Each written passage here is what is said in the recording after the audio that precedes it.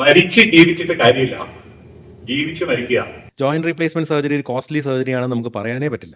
സർജറിയുടെ ഭാഗത്ത് ഒരു മിസ്റ്റേക്ക് ഉണ്ടായാൽ, സർജറിയുടെ ഭാഗത്ത് ഒരു മിസ്റ്റേക്ക് ഉണ്ടായാൽ അത് ഇമീഡിയറ്റ്ലി അത് തന്നെ പുറത്തു വരും. അപ്പൊ തന്നെ വരും. പിന്നീടുള്ള ചികിത്സയുടെ മുഴുവൻ ചെലവും ആ കമ്പനി വഹിക്കണം എന്നുള്ളതാണ് വഹിക്കണം നിയമം. എനിക്കിതൊരു പാഷനാണ്.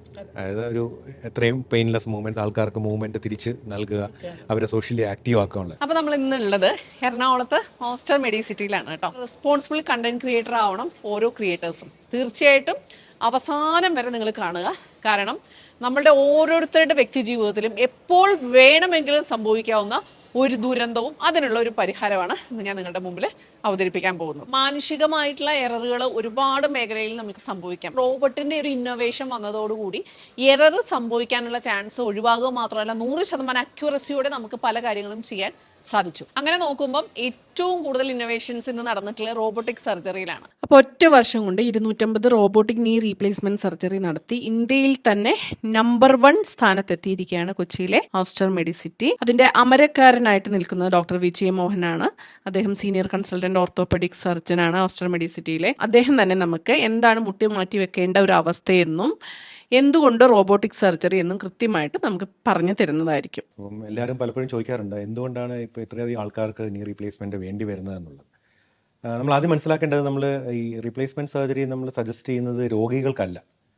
അവർക്ക് മുട്ടിന് വേദനയുണ്ട്, മുട്ടിന് തേയ്മാനമുണ്ട് എന്നുള്ളതല്ലേ മറ്റ് സ്പെഷ്യാലിറ്റികളിൽ കാണുന്ന പോലെ ഒരു രോഗമല്ല അവർക്കുള്ളത്. 70% ആൾക്കാർക്കും തേയ്മാനം വരുന്നത് പ്രായം കൊണ്ടുവരുന്ന തേയ്മാനോ അല്ലെങ്കിൽ ജനറ്റിക് ആയിട്ടുള്ള റീസൺസ് കൊണ്ടുവരുന്ന തേയ്മാനമാണ്.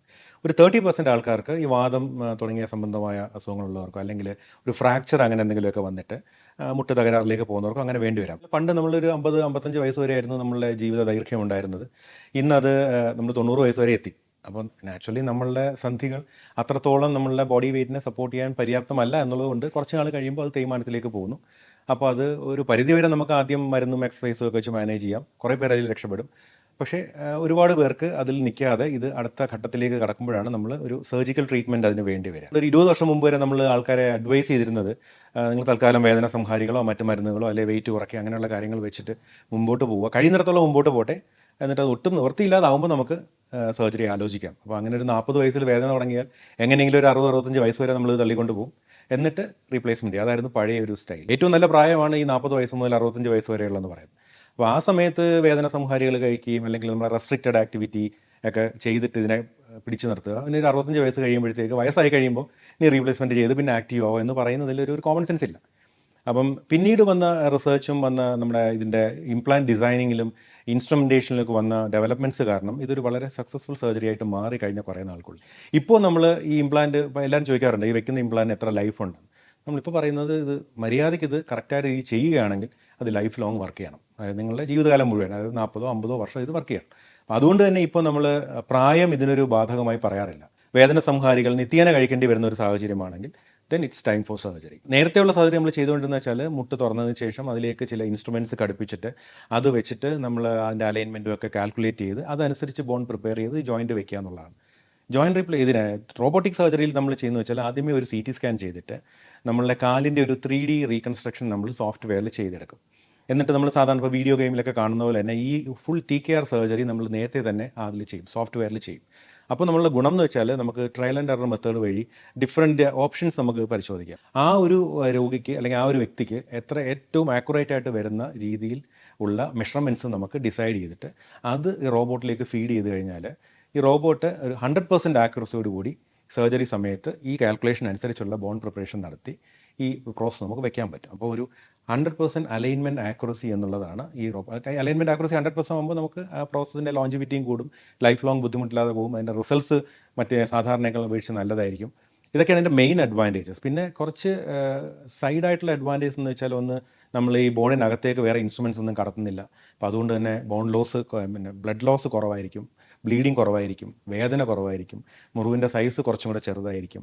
ഇത് കഴിഞ്ഞുള്ള ഫിസിയോതെറാപ്പി കുറച്ചും കൂടെ എളുപ്പമായിരിക്കും.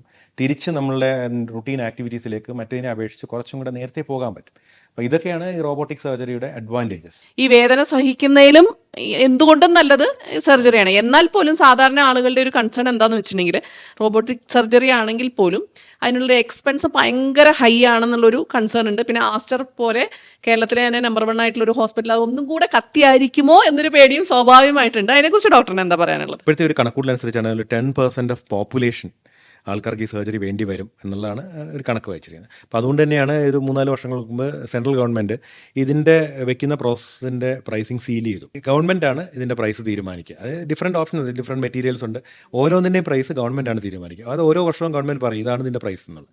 അപ്പോൾ അത് മാത്രമേ നമുക്ക് നിൽക്കാം. അപ്പോൾ അങ്ങനെ അതിനകത്ത് ഒരുപാട് കൺട്രോൾ വന്നിട്ടുണ്ട്. പെട്ടെന്ന് കേൾക്കുമ്പോൾ നീ റീപ്ലേസ്മെൻറ്റ് സർജറി 2 ലക്ഷം രൂപയാവും എന്നൊക്കെ പറയുമ്പോൾ ഇത്ര കോസ്റ്റ് ആണോ എന്ന് പറയും. പക്ഷേ അമേരിക്കൻ ഓർത്തോപെഡിക് അസോസിയേഷൻ്റെ ഈ കഴിഞ്ഞ വർഷം പബ്ലിഷ് ചെയ്ത ഒരു പേപ്പറിൽ പറഞ്ഞിരിക്കുന്നത് അവരുടെ അതിൻ്റെ ഫിനാൻസ് കാൽക്കുലേറ്റ് ചെയ്യുകയാണെങ്കിൽ ഹൈപ്പർ ടെൻഷനോ ഡയബറ്റീസോ ഉള്ള ഒരു രോഗിയെക്കാളും കോസ്റ്റ് എഫക്റ്റീവ് ആയിട്ടുള്ള ട്രീറ്റ്മെൻറ്റാണ് ജോയിൻറ്റ് റീപ്ലേസ്മെൻറ്റ് സർജറി എന്നുള്ളതാണ്. കാരണം ഇത് 1 ടൈം സർജറിയാണ്. ഈ 1 ടൈം സർജറിക്കാണ് നമ്മൾ 2 ലക്ഷം രൂപ ചിലവാക്കാൻ നമ്മൾ വെക്കുന്നത്.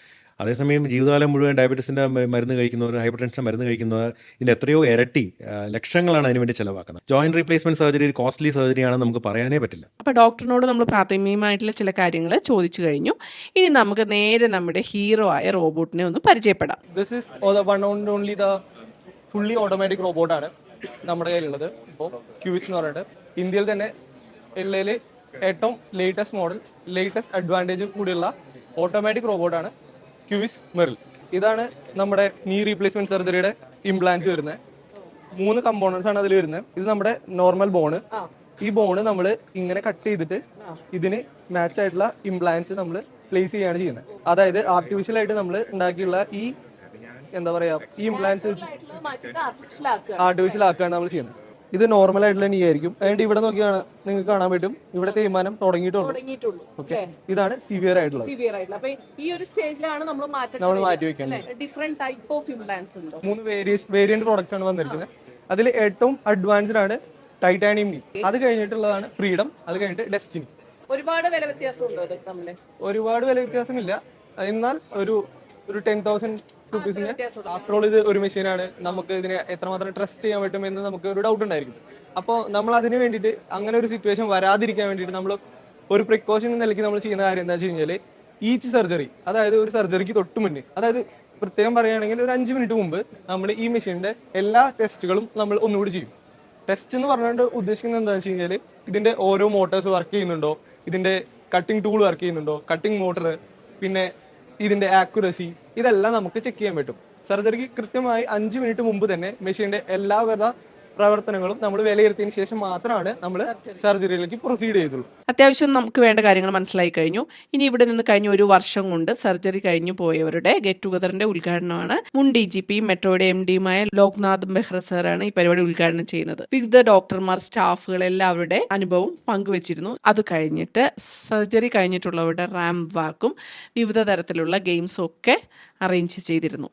ഇവിടെ നിന്ന് സർജറി കഴിഞ്ഞ് പോയിട്ടുള്ളവരുടെ ചില അനുഭവങ്ങളുടെ നേർസാക്ഷ്യങ്ങൾ കൂടെ നമുക്ക് നോക്കാം. ഞാൻ ഈ റീപ്ലേസ്മെന്റ് കഴിഞ്ഞ വർഷം ഫെബ്രുവരി 22 ചെയ്തത്. ടെന്നീസ് എനിക്ക് കളിക്കാൻ പറ്റാത്തൊരു സ്റ്റേജ് വന്നു. അങ്ങനെ ഇരുന്നപ്പോഴത്തേക്ക് ഞാൻ വിചാരിച്ചു പ്രോബ്ലം നീ വെച്ചിട്ട് അടുത്ത ഏത് ഗെയിം കളിക്കാമെന്ന് ആലോചിച്ചു. സോ 2005 ഞാൻ ഗോൾഫ് ഈ പ്രോബ്ലം നീ വെച്ചിട്ട് പഠിക്കാൻ തുടങ്ങി. അങ്ങനെ 2020 ആയപ്പോഴത്തേക്ക് എനിക്ക് ഗോൾഫും കളിക്കാൻ പറ്റാത്ത സ്റ്റേജ് എത്തി. I think I was one of the first few who opted for the robotic surgery. മരിച്ച് ജീവിച്ചിട്ട് കാര്യമില്ല, ജീവിച്ച് മരിക്കുക എന്ന് വെച്ചാല് ഈ നീയുടെ പ്രോബ്ലം ഉണ്ടായിട്ട് ഞാൻ 24 മണിക്കൂറും വീട്ടിനകത്ത് വെളിയിലിറങ്ങാതെ അങ്ങനെ മരിച്ച് ജീവിച്ചിട്ട് കാര്യമില്ല. ജീവിച്ച് നമ്മുടെ ലാസ്റ്റ് ബ്രത്ത് വരെ നമ്മള് എല്ലാ ആക്ടിവിറ്റീസും ചെയ്ത് മുമ്പോട്ട് പോകുക എന്നുള്ളതാണ് എന്റെ ആഗ്രഹം. So that's why I opted for this. I am very happy with surgery. ഞാൻ ഇപ്പം ഗോൾഫ് 2 തുടങ്ങി. നവംബറിൽ സൗത്ത് ഇന്ത്യ ആലിക്സ് golf tournament Toronto. I was able to win the tournament. And last month there was another golf tournament at Seattle, Cochin International Airport golf course. Again, I won the tournament. And I sent all these photographs to the doctor. I enjoy the life to the fullest extent. Thank you. ഒരു 10 കൊല്ലമായി ഞാൻ ഈ വേദനയും സഹിച്ചിങ്ങനെ ഇരിക്കുന്നു. അവസാനം കണ്ടെത്തിയത് അന്ന് എത്തിപ്പെട്ടത് ഈ ആസ്റ്റർ മെഡിസിറ്റിയിൽ. പിന്നെ അങ്ങനെ വിജയമോഹൻ സാർ ഡോക്ടറെയൊക്കെ കണ്ട് പിന്നെ സെപ്റ്റംബർ 5-ന് ഓപ്പറേഷൻ ചെയ്തു. മാർച്ച് 5-ന് ഇപ്പോൾ 6 months കംപ്ലീറ്റ് ആയി. ഇപ്പോൾ ഞാൻ ദിവസവും ഹാഫ് ആൻ അവർ നടക്കാനും പോകുന്നുണ്ട്, നടന്നു വരുന്നുണ്ട്. ഇപ്പോൾ വീണ്ടും എൻ്റെ നോർമൽ ആക്ടിവിറ്റീസും വീട്ടിലും എല്ലാം കാര്യങ്ങളും ഇതായിട്ട്. ഓപ്പറേഷന് മുമ്പ് എനിക്ക് നടക്കാനും ജോലി ചെയ്യാനും എല്ലാം വളരെ ബുദ്ധിമുട്ടായിരുന്നു. ഇപ്പോൾ എനിക്ക് തന്നെ നടക്കാനും എൻ്റെ ദൈനംദിന കൃത്യങ്ങളെല്ലാം ചെയ്യാനും ഒക്കെ എനിക്ക് സാധിക്കുന്നുണ്ട്. ഞാൻ ഡോക്ടർ ഷഹനാസ്. 3 വർഷമായിട്ട് എൻ്റെ ലൈഫ് സ്റ്റൈൽ ആകെ ചേഞ്ച് ആയിപ്പോയി. പെയിൻ കാരണം ഞാൻ വർക്ക് ചെയ്യുന്നുണ്ടായിരുന്നില്ല. എൻ്റെ ഡെയിലി ആക്ടിവിറ്റീസൊക്കെ വളരെ ലിമിറ്റഡ് ആയിരുന്നു. എനിക്ക് നടക്കാൻ ബുദ്ധിമുട്ട് നല്ല മാതിരി ഉണ്ടായിരുന്നു. അങ്ങനെയാണ് ഞാൻ സർജറി ചെയ്യണത്. ഇപ്പോൾ ഞാൻ back to my normal self. എല്ലാ ആക്ടിവിറ്റീസും പഴയതുപോലെ, വീട്ടിലെ കാര്യങ്ങളാണെങ്കിലും പുറത്തെ കാര്യങ്ങളാണെങ്കിലും എല്ലാം പഴയതുപോലെ ആക്റ്റീവ് ലൈഫ് സ്റ്റൈലിലോട്ട് തിരിച്ചു വന്നു.